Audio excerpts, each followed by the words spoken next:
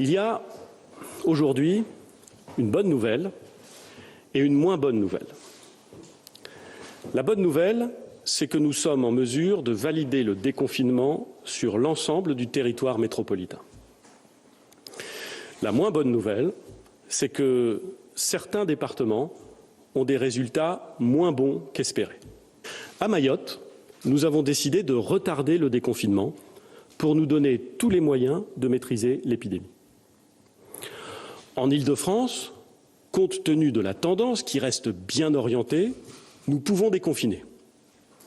Mais le fait qu'il reste du virus en circulation, que cette région, évidemment, est très dense, très peuplée, que les échanges y sont nombreux, ce fait nous impose une discipline renforcée. Un effort de montée en charge et de renforcement des équipements très important a été réalisé pour armer notre pays en tests.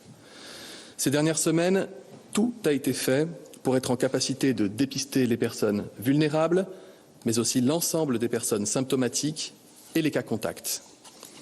La France est prête pour tester massivement. La capacité de dépistage est dès aujourd'hui au niveau des besoins estimés. La situation en Île-de-France nécessite la plus grande des vigilances. Nous appelons les entreprises à recourir au maximum au télétravail.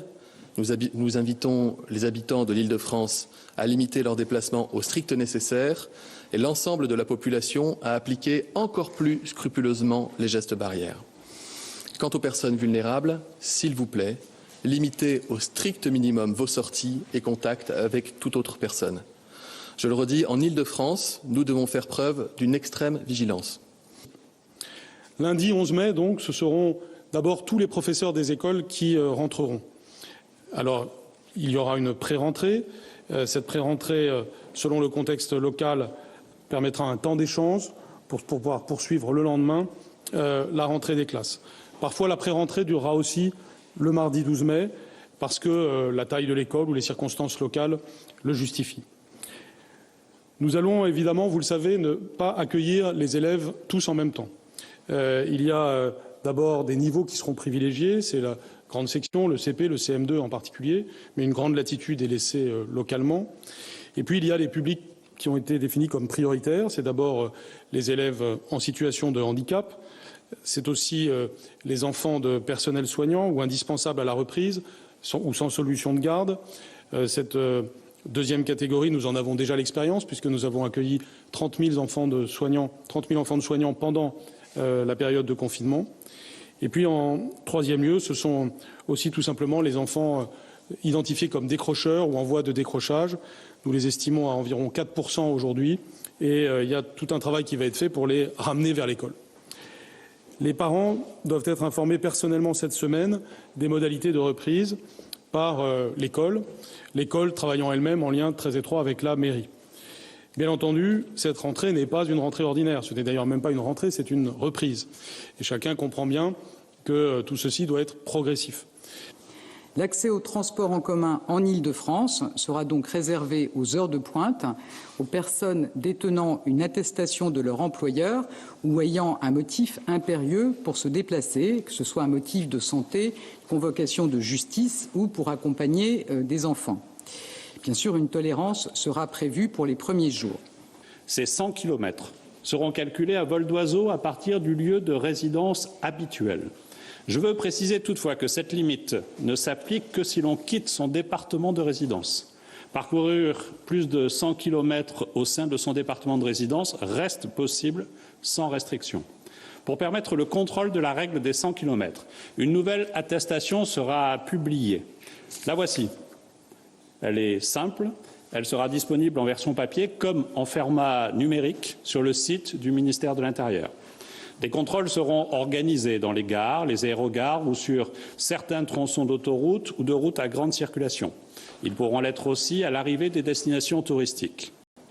Pourront rouvrir les lieux culturels de proximité, bibliothèques, médiathèques, musées dont la fréquentation n'entraîne pas de mouvements importants de population. Les préfets en arrêteront la liste et des systèmes de régulation pourront être mis en place.